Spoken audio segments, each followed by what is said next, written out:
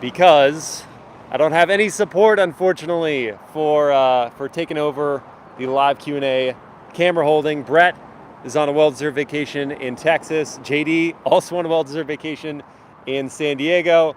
So I apologize, but I'm going to be operating the camera myself today, and therefore I will not be able to drive the vehicle. But here we have the 2021 Land Rover Discovery, which is fresh off a facelift for the 21 model year.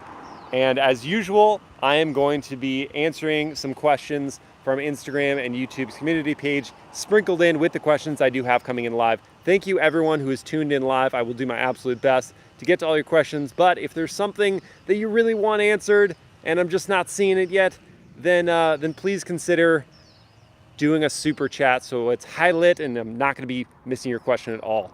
So let's see. I'm going to run back through these questions here and see what we had to start us off from those who are tuned in live on the Discovery. I also apologize for the background noise.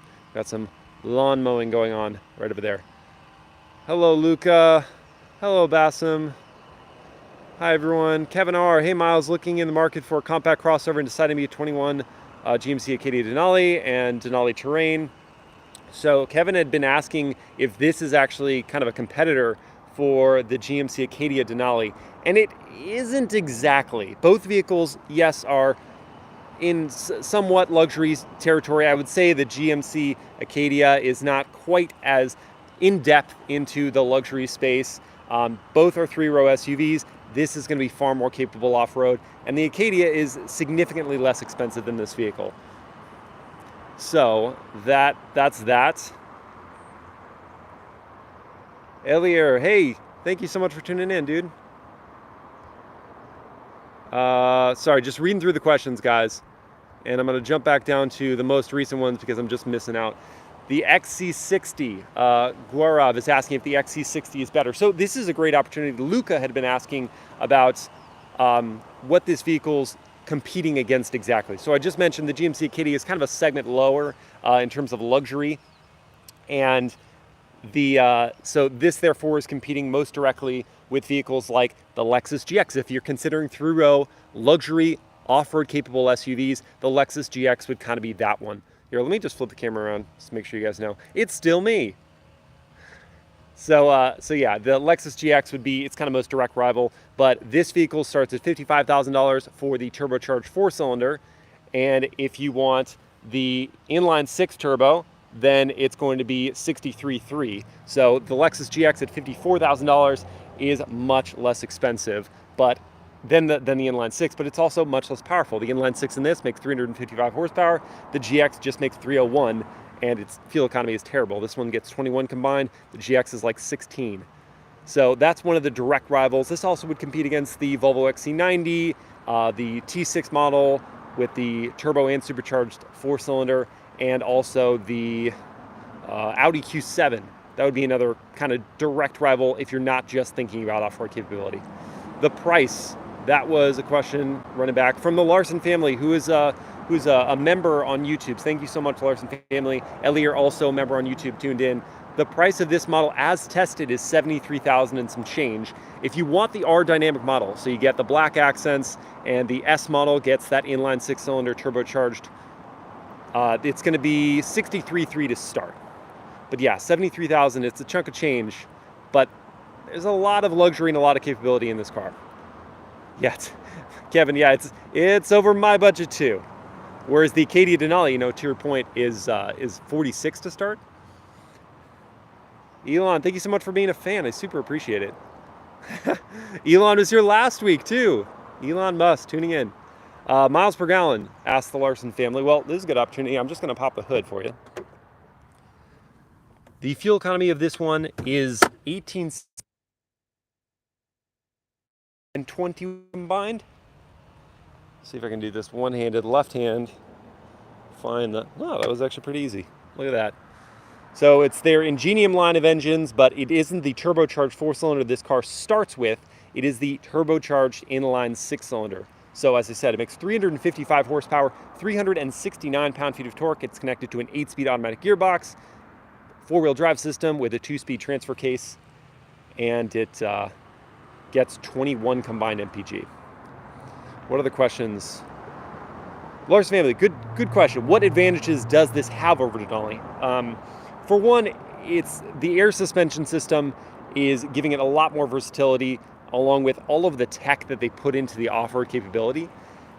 Inside, I like the new Denalis. I just think that this is offering a bit more detail. The stitching is nicer. The seat, the leather feels a little higher quality than what I've experienced in the Denali. The color, Kevin, is, they call it Lantau Bronze. It just escaped me for a moment. So yeah, Zhao, the exact color is Lantau Bronze. And I apologize if I mispronounced your name.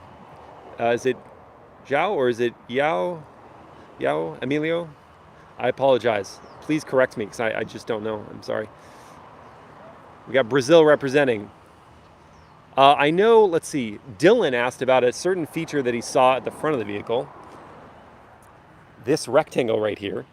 He was like, what is that? Well, it's the headlight washer system. So if it's getting real muddy off-road and you need to clean that off so your headlights can actually give you visibility forward, then there's a system. I can't do it, unfortunately, because I can't show you being out here and do it inside. But it'll pull out these washers that come out and just spray the front and clean off.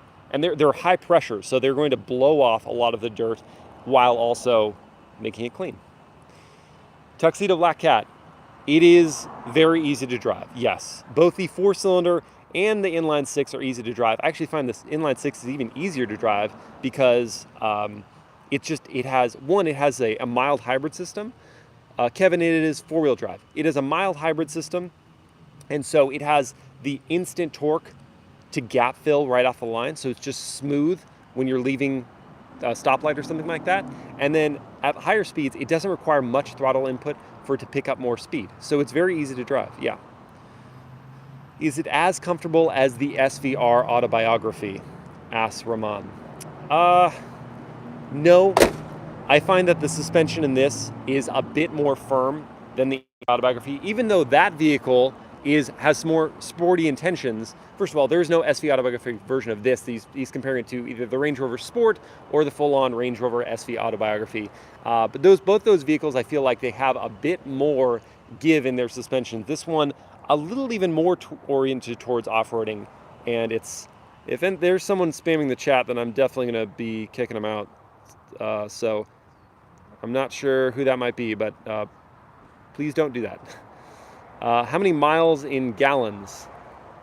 Miles per gallon, Thakor? This is 21 combined.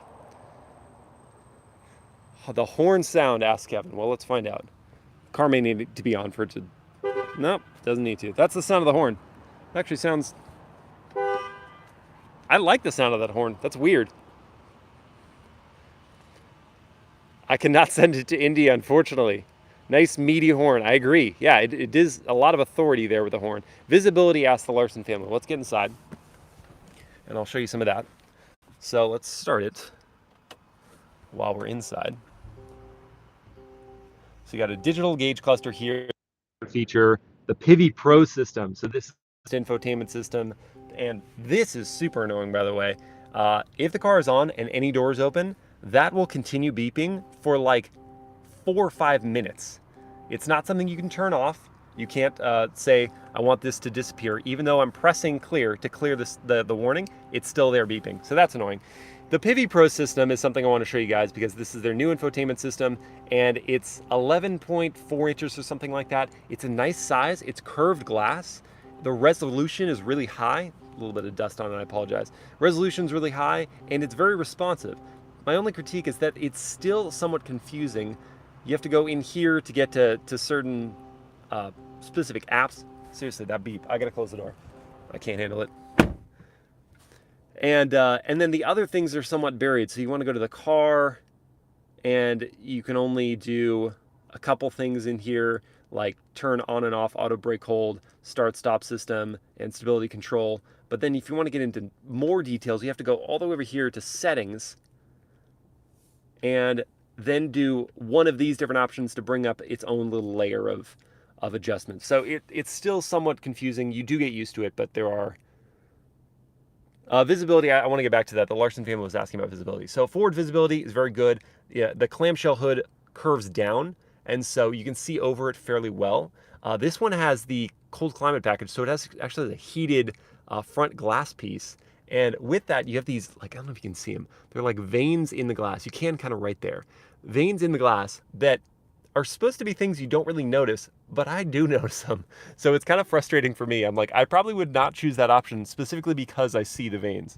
So as we pan around, you can see visibility is pretty good. The C pillar there is a bit of a blind spot. The D pillar, bit of a blind spot, but this vehicle does have blind spot monitoring. So that's good. What's the warranty Land Rover gives you for the Discovery, asked Kevin. That's a good question. I don't know off the top of my head. I'm pretty sure it's kind of competitive with a 4-year 50,000. That's pretty standard in the auto industry. Hi, Danny. Thanks for tuning in. What was the good question, Elon? Oh, yeah. Okay, so that was Kevin's question. So, yeah, unfortunately, I don't know perfectly sure, but I could guess that it's the 40-50,000. And I agree. The visibility isn't that bad, especially when you fold down these headrests. If the headrests are up, you're not going to be able to see very well out the back. And this vehicle doesn't have, like some vehicles have, the digital rear view mirror. I wish it had that because it's such a clever and useful feature when you're packed full of people or cargo or something like that. Then you can see through all of that. I wish this vehicle had that. What other questions we have coming in? Some other things that I remember off the top of my head. Nate also asked, so he asked about third row legroom, so I'll have to go show that. But he also asked about the sound system. And it is a Meridian sound system. It's a 19 speaker, 850 watt sound system. And it's fine. He was asking about the quality. I would compare it to something like a Harman Kardon. I'm not going to say it's on the level of something like a Burmester or Bang & Olufsen. It's definitely more of a Harman Kardon, level of a sound system, not incredible clarity or bass or any of those details. I am not a true audiophile, but I can still tell the difference between a great sound system and just a good one. This is just a good one. A third row legroom. I want to go show that. So there's the beep again. There's that really annoying chime. So to get into the third row, you have these power controls here where you can fold the second row. But this is what I'm looking for. And then, is this it? I actually haven't climbed into the third row before, so just holding these isn't going to do it. Slide the seat from here? I don't think this is how you do it either. Nope. So what do these do? This is going to be fun. Let's find this out together, how I get into the third row. Should have tried this before I actually ended up doing the video, but I don't really... Doing it one-handed is very difficult. What kind of family would find this appealing? Okay, so I did slide it forward. And this is my access point to the third row. It's not amazing. Not a lot of room here to go forward. My seat is in my driving position at 6 feet tall. So keep that in mind. Maybe a shorter driver would have their seat a little further forward and this could slide a bit more because it's not fully at the end of its rails. But for my size 12 US shoe to fit back there, it's pretty hard. Okay, but when I am back here, and sitting behind that driving position, or this seating position for the second row, this is my legroom situation. I gotta put the headrest up in the back. So imagine that seat is back. I'm actually not gonna move back because I would find myself trapped back here. Imagine that seat is back to kind of be level with this. You have these foot pockets here. It's a 7-seater, it's not an 8-seater, so there's only 2 chairs back here. And I have a little bit of knee room. All Land Rover vehicles, my favorite thing about them, honestly, from their interiors, is the headroom. You have so much headroom in these vehicles. So here, in this situation, flip it around, I have headroom. In the third row, as a 6-foot-tall adult, I have like an inch to an inch and a half of headroom, which is amazing to me because I often find that headroom and legroom in the third row of these kind of vehicles is pretty minimal, but there is a bit of knee room. So 6-foot-tall adults can fit first, second, and third rows because I could easily fit in that position. So there you go, Nate. That was an answer to your question. Let's see. What other questions do we have coming in? The Velar does not have a third row seating, correct. Jim Morgan, have we checked out the new Grand Cherokee L? And if so, I have not. I really wanted to be they had a press program and I could not attend that one, but I will get that vehicle, and I definitely think that that would be a very compelling alternative to this when you think about and that's another competitor that I didn't think of. Thanks for bringing that up. Now that there is that vehicle, the third row of the Grand Cherokee L, that's a really compelling alternative to this one, though I have yet to drive it yet. What kind of person would find this appealing? Asked the Larson family. Age, family, male, female. It's a good question. I think I actually don't think gender is going to be split in one way or the other on this vehicle. I could see, especially where I am in Orange County, like I could both see a male or female driving this one, but I definitely think that you certainly have to be at a certain income level to afford a $63,000 SUV that, as tested, $73,000, starts at $55,000, but even in that range, 50 to 70, you need to be at a certain income level. And so I'm thinking that you've done fairly well. You're probably in your 40s. You're not in your 30s driving around in this, unless you've really crushed it in your early 30s in terms of what you're making as an income. Okay, now here's the fun of me trying to get out of this. So this is my complaint. Not that there isn't room in the third row, but getting in and out is a pain. That's just not much space. Sliding it back. And then, it automatically goes back to its position. That's cool. And the seats that's as far as it tilts. Just kidding. That's as far back as it'll go. The headrests fold like that. Nice New Balance. Thanks, Elon. Found these at a discount store. They're great. The price, this one as tested, drop veil, is $73,300, I believe.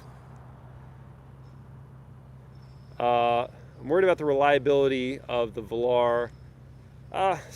Reliability, that's certainly a question for these vehicles. They have had issues historically with their air suspensions and electronic systems. I definitely think it's gotten better in time. They know that was a problem, and so they've put a lot of engineering effort towards them. But it's a question mark. As we look to the future, it is a question mark. And I'm going to sit in the second row behind that seat, just to prove to myself that you can, in fact, fit a 6-footer in all 3 rows. Yep, plenty of knee room and leg room. All right, do I think it'll hold its value better than most in the class? Asked the Larson family. It's a good question. I think that probably the Audi Q7 is going to hold its value the best in this class, and that's considering now that it was well brought up. The Grand Cherokee L, this vehicle, the Volvo XC90. Whoa, lost my mic for a sec. All those vehicles are in the same segment, and I think that probably the Audi is going to hold its value best. And I know that because my mom just went shopping for a used Audi Q7, and they had held their value pretty well. Would I recommend the Discovery or the XC90? Asked Ben Miller. So I've spent quite a bit of time in the XC90. My wife and I took a nice road trip in that one, and I found that there were a lot of things I really appreciated about it. The safety features were great. I thought it looked pretty excellent, and the interior was well built. Oh, Larson family, thank you so much. I really super duper appreciate your super chat. If you have another question, I'll keep answering them. So I found that the interior fit and finish of that car was great. I find that the features in this vehicle and the off-road capability are more attractive than the XC90. However, the XC90 you can get in that plug-in hybrid version, which is, I think, a compelling segment at this point for SUVs specifically. So what other questions do we have? The top speed of this one is 130 miles per hour. Asks Sumyabrata. I apologize if I mispronounced that. 0 to 60 was asked earlier that I forgot to answer, and that is 6.3 seconds in this R Dynamic S model, so with the inline 6-cylinder turbo. Kevin asked about the 0 to 60, and someone else did earlier. This SUV seems irrelevant given its competition. It looks a decade old, really no person to buy this new. I kind of have to disagree with you there. It does not look a decade old. There are certain elements about its exterior that I'm not a huge fan of. For example, the previous generations of the Discovery were much boxier, and I really did like that better than I like this big rounded rear end. They have updated the styling for 21, so instead of it just being really rounded and you can't like get around that, they wrapped around the taillights with a new design here. The lower bumper has this more ground effects look to it, and that helps quite a bit, but the rear is still a little too, I think Blake liked to use this term, melted stick of butter. He applied it to Mercedes-Benz vehicles, but I find that the rear is too rounded, especially from this view. However, that being said, the rest of the vehicle I don't find looks old at all. I think it looks very new and sharp. And the front end, even though it's as rounded as the rear, I quite like, especially how they've redesigned the lower bumper here. And the R dynamic model with all the black accents, these 3 strakes on the inlets here on the side, and they are functional ventilation. New grille design here, and new headlight design. Someone asked about the headlight design. I think it was Renzo. So let's make sure. I'm just going to put those on completely so we can see those. They're not on. The headlights are not on. They should be on now. Let's see. What's the material used in the interior? It is leather. It is, I'm trying to think if there's a specific type of leather for it. It's not Napa. You is. Thank you so much. I'm glad you like the reviews. So these are the new headlight designs. These are the signature daytime running light designs. And they're this lower brow. It was intended to bring your eyes lower on the vehicle because it's pretty tall at the front end. I really like this headlight design. LED headlights there, and the daytime running lights are cool. Even the style of this design here on the lower part of the headlight looks pretty darn cool. There is not Alcantara in this interior, Kevin. The old steering wheel is better, you think? Okay, so that is another thing that they changed for 21. The steering wheel design is new, and what they've done is they've given it these hidden controls. So you can see, for example, I have this set up here, but if I want to access something in the menu, let me just clear this. All right, so if I want to access something in the menu, and I hit the diamond, for example, it'll change the access of controls that I have. I can't handle that chime. That's probably the most annoying thing about the whole car, that chime that won't go away. So we saw that you access something and it changed up the structure. I think this is pretty cool. The old wheel design didn't have quite as much going on, but this I think is cool because it makes everything go into the background that you're not using at that very time. Okay, so Tuxedo Black Cat asks, do I know what car brand made Land Rover, or was it created itself? Land Rover has been owned by some other people in the past, and right now it's owned by Tata Motors, an Indian brand, Indian company, but it was created as its own entity back in the, oh my goodness, how long ago was it created? I know they've had some very old vehicles, I think in the 40s. Would I prefer this over the new Defender? That's a great question. I really like the new Defender. I actually think I would prefer that over this one. I like the style of that better than this Discovery. Test drive an M8. I have I've done all sorts of videos for the M8. Not the coupe, but I did it for the Grand Sport. Same powertrain. So check those out, Elon. Definitely see those on the channel. Please handbrake. There is no handbrake. None at all. You just have an electronic brake that is not here. Where is the e-brake? That I don't remember where it is. It might just be automatic, but I thought there was a release for it. I thought it was here. So apologies for that. No handbrake though. Muiz, you're from Malaysia. Learn a lot from me about cars. Thank you. I'm so glad. what else can I teach you? Exhaust and sound insulation. So I would love to show you the exhaust. I'll just rev it from in here. Oh, the door chime. So I'll just rev it from in here. Hopefully we can hear something of it.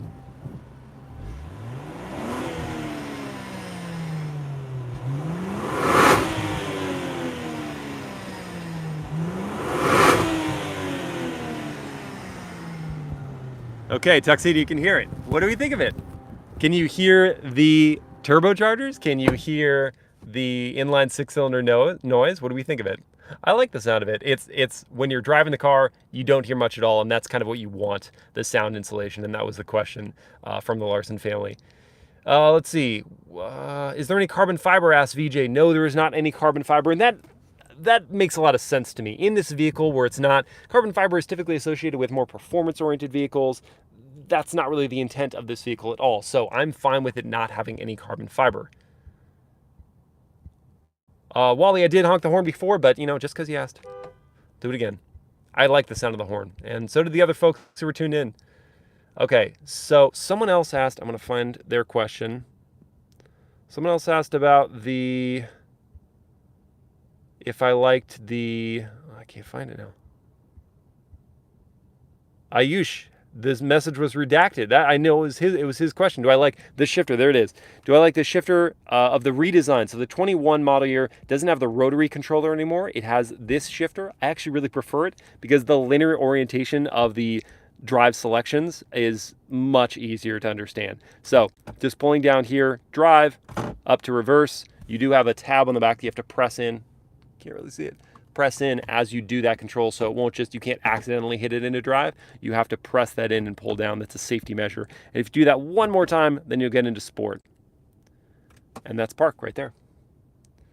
What are the questions? Feel of the seats on long rides. So this is one complaint I have, and I want to save some of my driving impressions, and so I guess it works out that I can't drive today. But I have a POV drive impressions video that I will release for this one, and I'll talk more about this, but I found the suspension is a bit firm. So long rides, long car rides, I would wonder, especially if you're going off-road, I wonder how punishing it is off-road. I can't actually take this one off-road either. That was a specific request from Land Rover not to take this vehicle off-road because it's doing a commercial shoot immediately after my loan. So they were saying, please don't. We don't want it to get any scratches or anything from trees off-road, which is unfortunate because a Land Rover that you're not taking off-road is a question mark. But I did drive this vehicle extensively off-road during the launch in 2017, and they didn't really change up much, if any, of the off-road dynamics for the 2021 model year. So I can tell you for sure, it off-roads very, very well. Incredibly capable vehicle. Rear seat will fold from that screen. That's a good question. I believe, yes, I think you can fold the rear seats from the infotainment screen. You can also come to the back. Let's open up the tailgate.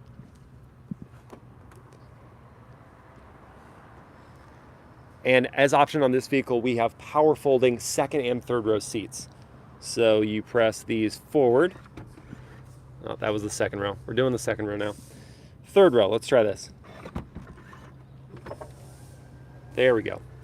Now the third row power folds down. It's a nice spot for the cargo cover back here as well. Kind of just holds itself in place. So that's the third row. So behind the third row, you have 9 cubic feet of space. With the third row folded, you have 43 cubic feet of space. And with a second row folded, which you can also do from back here, you may have to hold this one. So I did like how quickly the third row folded. The second row, you can definitely tow 2 jet skis with this. I think the towing capacity is over 7,000 pounds. So Tuxedo Black Cat, you're more than good with that. You can tow a small boat. Will there be a Discovery SV Autobiography? I don't believe so. I don't think they're planning to release that, but I could be wrong. So now you've got over 70 cubic feet of storage space back here. It's quite a bit. And as I showed you, I was really impressed with how much legroom and headroom I had in the third row seating. So it's a true 7-passenger SUV. Whereas some 3-row SUVs, I'm looking at you, Lexus RX, are just a 3-row SUV in name, or the Mercedes-Benz GLB, for example, are just a 3-row SUV in name. They're not in functionality 3 rows. It's just like, you might as well not have any seats back there. It's just to say you have a 3-row. How does it make you feel? Asks Andrew. That's an interesting question. That's deeper, you know, than a car review can tell me. How does it make me feel? It makes you feel certainly something of an elite when you're driving this around. It doesn't feel like you're driving around in Toyota RAV4, for example. You feel like or even a Chevy Traverse if you want to keep it on the 3-row segment. You feel like you're a bit above what's going on. The cabin insulation helps you feel that way. The feel of the leather helps you feel that way. And what you know about its off-road capability makes it feel a little special. I just got an R Dynamic HSE P360 yesterday in orange, and I love it. Awesome. You can't get a Discovery with a 4-cylinder. That's not true. You can get it with a 4-cylinder. The entry level is a 296 horsepower 4-cylinder that you can get with a 4-cylinder. Cat tower in there. You could fit a cat tower in here, yes. How's the key look? That's a good question, Kevin. Let me show you. So I'm going to pull up these seats. You don't have to hold it to raise it. So I've let go of the controls and the seats are coming up. They come up at different speeds. That's interesting. And then they adjust to the last positions you left them in. 3rd row, same deal. Just pull the tabs and they come up. Now we're going to make our way over to the cabin where I can show you the key. What's the difference between this and the previous model? So I kind of pointed some of those things out. About the styling changes they made, the steering wheel, this shifter, which is no longer I don't know why I needed to walk up here. The key was in my pocket, which is no longer the rotary.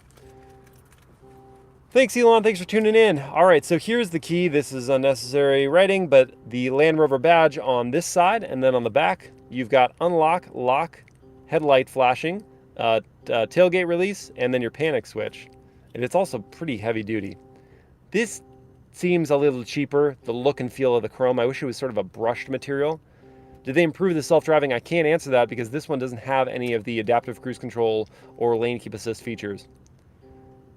Alex asked, do I think it competes or could compete against the Grand Cherokee L? Haven't driven or even seen in person the Grand Cherokee L, so I can't answer that exactly at this time. But I will for sure get that vehicle. They've already told me they'll get it to me as soon as possible. Crash rating, Kevin, I don't know, honestly, for this vehicle, what the crash rating is. I imagine it's pretty good, and I know the rollover of this vehicle is very good, but I don't know the crash rating off the top of my head. I apologize.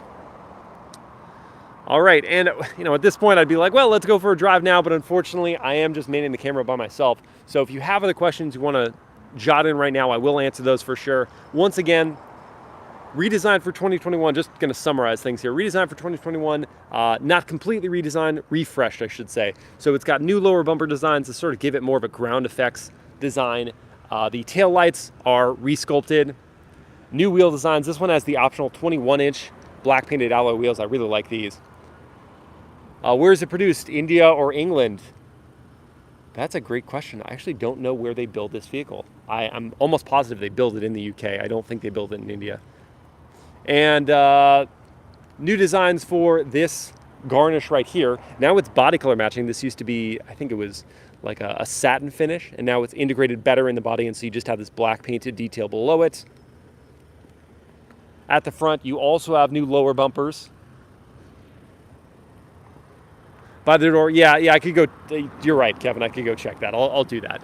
Lower bumper has been redesigned. The R Dynamic gets the black accents for everything. The side strakes right here. The headlight designs are new. And they've got these really cool details in the lower part. The grille has a new design. To answer your question, Larson Haley, would I choose this over what's in its category and why?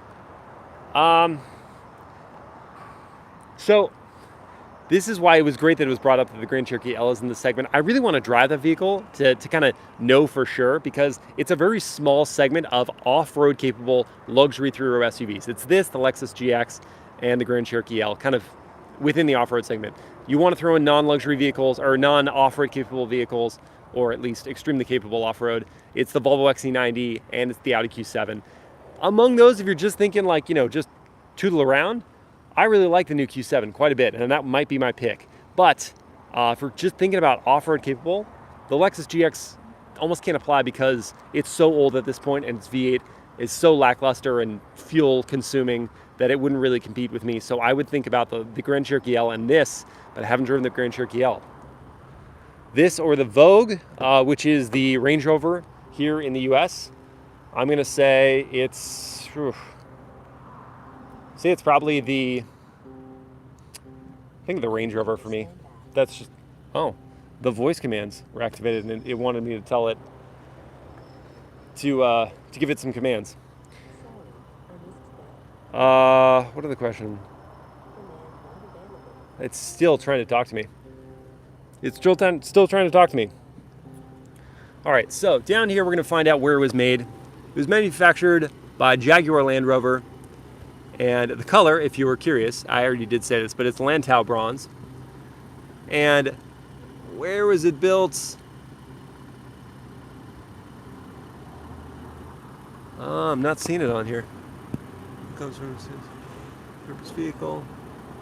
The parts are from,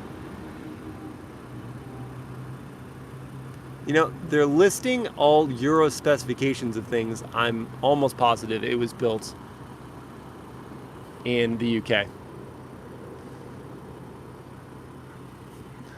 All right.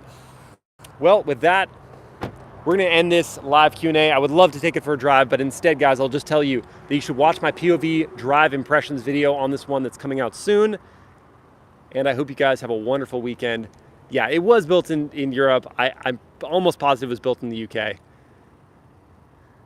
All right, guys. So you have a great rest of your weekend, and thank you so much for tuning into this live Q&A. I'll see you again next time.